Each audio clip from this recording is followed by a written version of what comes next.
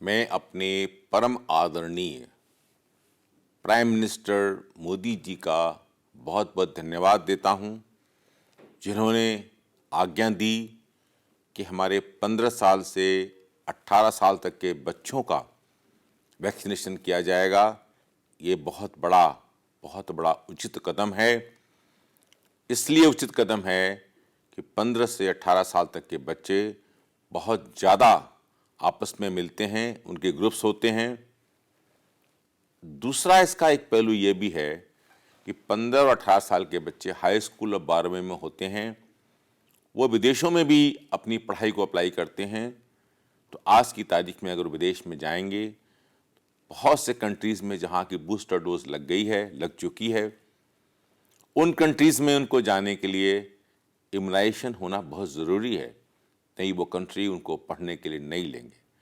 तो एक तरह से इनकी सुरक्षा हो रही है हमारे देश में ओमिक्रॉन से, कोरोना से, और दूसरी तरफ जो बहुत मिक्सअप करते हैं आपस में, बहुत ज़्यादा ही दौड़ते कूदते खेलते हैं, उससे उनकी आपस में सुरक्षा होगी।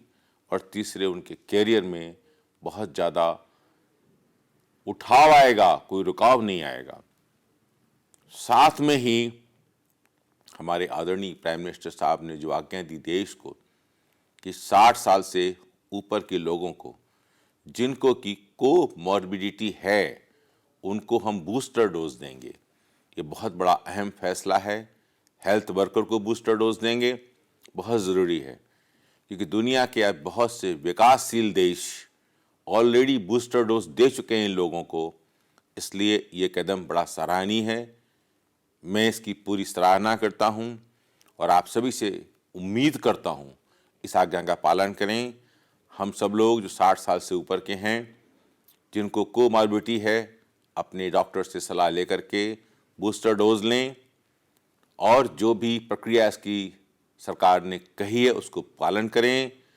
और माता पिता से हमारा अनुरोध है, निवेदन है कि 15 से 18 साल तक के बच्चों को जैसी प्रक्रिया सरकार ने बताई है उसके अनुरूप उन सबको वैक्सीनेट कराएं। मैं यहाँ कहना चाहूँगा कि 15 साल से नीचे के बच्चों के बारे में पेरेंट्स घबरा रहे होंगे कि चलिए हमारे 15 साल से ऊपर के बच्चे तो वैक्सीनेट हो गए, पर जो बच्चे हमारे 5 साल से 15 साल तक के हैं या उससे भी छोटे हैं, उनका क्या होगा। तो मैं आपको एक बात बहुत साफ कहना चाहूँगा।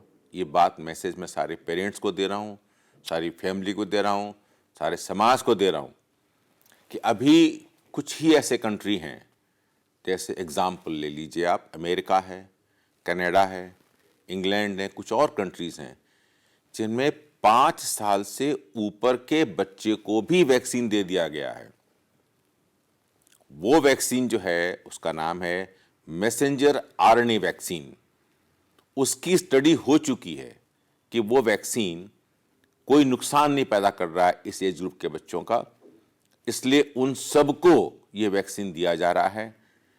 हमारे पास स्टडीज़ आएंगी, हमारे अपने वैक्सीन्स या दूसरे वैक्सीन्स जब इस उम्र के लिए उपलब्ध होंगे, जिनकी पूरी ट्रायल हो चुकी होगी, तो हम आशा करते हैं कि हमारी सरकार भी 5 साल से 15 साल तक के बच्चों को भी वैक्सीन लगवाएगी। अब आपके मन में एक कारण आएगा कि ऐसी क्या बात है कि हम 5 साल से 15 साल तक के बच्चों को वो वैक्सीन नहीं दे सकते जो वैक्सीन हम 15 से 18 साल तक के बच्चों को दे रहे हैं। उसके लिए मैं कहना चाहूँगा, उसको मैं आपको बहुत पीछे ले जाऊँगा। कोई भी कंट्री ऐसा नहीं है जिसने कि 5 साल से पहले के बच्चों को वैक्सीन दिया हो। क्यों नहीं दिया, आप समझ जाएंगे जो मैं कहना चाहता हूँ। आज एक बच्चा जब माँ के गर्भ में बनता है, स्टार्ट होता है जीरो से, जायगोट से स्टार्ट होता है, और जब पैदा होता है उस दिन से लेकर के उसके ब्रेन का विकास माँ के गर्भ से शुरू हो जाता है। पैदा होता है, डे 1 होता है उसका जन्म का, उस दिन से विकास बढ़ता रहता है और विकास बढ़ते बढ़ते 5 साल तक उसके मस्तिष्क का विकास होता है। यानी 5 साल के बच्चे का उतना ही मस्तिष्क होता है जितना कि एक हम लोगों का, बड़े लोगों का मस्तिष्क होता है। बस फर्क यह है कि हमने दुनिया के एक्सपीरियंसेस देखे हैं, उससे हमारा ब्रेन ज़्यादा मैच्योर हो जाता है। पर एनाटॉमिकली एक 5 साल के बच्चे का और किसी वयस्क का भी जो ब्रेन है एक से होते हैं। तो अब ये है कि अभी ये स्टडी नहीं हुई कि अगर 5 साल के पहले के बच्चे में जहाँ ब्रेन का विकास हो रहा है, अगर हम ये वैक्सीन दे देंगे तो विकास होते हुए ब्रेन पर क्या क्या इसका इफेक्ट पड़ सकता है, क्योंकि ये स्टडी उपलब्ध नहीं है। हो सकता है उसको देने के बाद कुछ मानसिक विक्षिप्तताएं हो जाएं, मानसिक परेशानियां हो जाएं, उसकी तरीके से उसके कारण से शरीर में बहुत सी चीज़ें पैदा हो जाएं। इसलिए कोई भी कंट्री अभी 5 साल से नीचे के बच्चों को इसी कारण से वैक्सीन नहीं दे रहा है। अब दूसरा उपाय, दूसरा कारण आपके दिमाग में आएगा, चलिए तो मान लिया, तो हम 5 साल से 15 साल तक के बच्चों को जब और कंट्री दे रहे हैं तो हम क्यों नहीं दे रहे हैं। इसका मैं ये कहना चाहूँगा कि 5 साल से 15 साल तक के बच्चों को अमेरिका या और विकासशील देश जहाँ मैसेंजर आरएनए वैक्सीन उपलब्ध है उसको दे रहे हैं, जो फाइजर या मॉडर्ना जैसी कंपनियों ने बनाया है उसको दे रहे हैं। क्यों? उसकी ट्रायल हो चुकी है कि वो 5 साल से 15 साल तक के बच्चों में नुकसानदायक नहीं है। अब आप भी कहना चाहेंगे भाई 5 साल से 15 साल तक के बच्चे में और 15 साल से बड़े बच्चे में क्या फर्क है? फर्क है, जैसे मैंने बताया कि 0 से लेकर 5 साल तक ब्रेन डेवलप होता है, राइट। बड़ा इंपॉर्टेंट चीज है कि ब्रेन में कुछ डैमेज नहीं हो जाए। उसी तरीके से 5 साल के बाद एक बच्चा बच्ची 15 साल तक एक एडल्ट बनता है, एडोलेसेंस बनता है। उसके शरीर के अंदर बहुत से चेंजेस आते हैं। एक हमारी बच्ची वयस्क लड़की बनती है, एक बच्चा वयस्क युवक बनता है।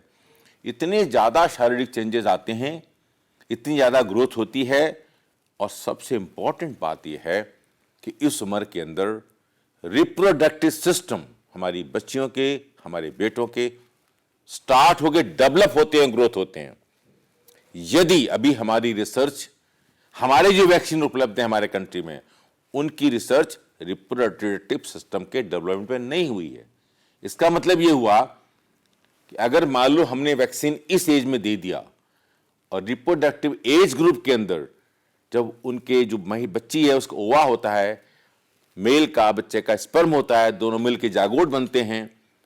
अगर कहीं जेनेटिकली डिफेक्ट आ गया उनके स्पर्म में और ओवा में, तो हमारी आने वाली पीढ़ी, हमारे आने वाली संतानें, हमारी पीढ़ियां विक्षिप्त हो जाएंगी।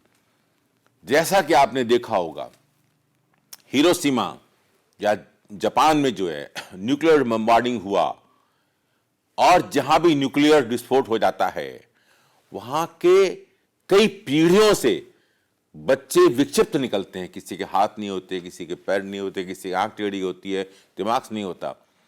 तो उसी तरीके से उनका जेनेटिक डैमेज हो गया। तो हम, चूंकि हमारे पास अभी रिपोर्ट्स नहीं हमारे अपने वैक्सीन्स की कि हम क्या ये हमारे अपने वैक्सीन्स रिप्रोडक्टिव सिस्टम पे अफेक्ट दे रहे हैं या नहीं, चूंकि नहीं पता है, इसलिए एक फेयर डिसीजन लिया गया कि हम 15 साल से ऊपर के बच्चों को हम वैक्सीन देंगे। क्यों? 15 साल तक के बच्चों का, बच्चे बच्चियों का रिप्रोडक्टिव सिस्टम, उनकी ग्रोथ, उनकी फिजिकल मैच्योरिटी करीब करीब पूरी हो जाती है। तो ये 2 रीजन थे जिसकी वजह से हमारी सरकार ने स्वास्थ्य सलाहकारों से, डॉक्टरों से, बड़े साइंटिस्टों से सलाह मशवरा करके जो स्टेप लिया है बड़ा उचित है और मैं इसको बहुत अच्छा कहूंगा। अब साथ में जो इस ग्रुप के बच्चे रह गए, जो हमारे 0 से लेकर के 15 साल तक के बच्चे रह गए हैं, उनके लिए मेरा मैसेज है, बच्चों के लिए, पेरेंट्स के लिए, कि डरे नहीं आप, लेकिन कोरोना से बचने की सारी जो हमारे सरकार की आज्ञा है उनको पालन करें।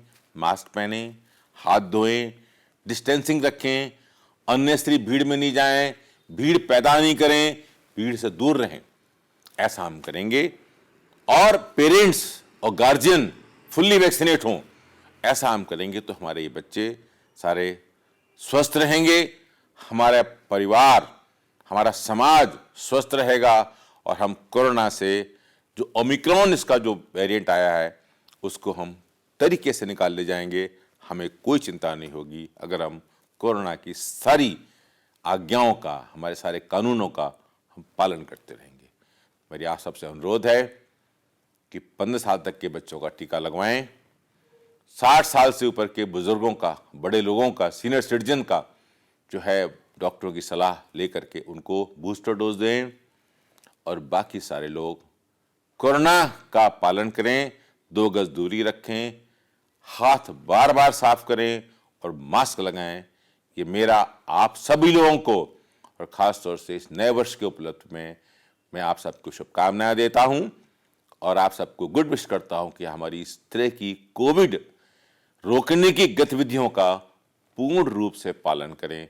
हम ये प्रण करते हैं कि ऐसा हम करेंगे तो हम आने वाली 3rd वेव को जरूर रोक देंगे। घबराएं नहीं, लेकिन कोरोना के रोकने की विधियों का पालन करें। धन्यवाद।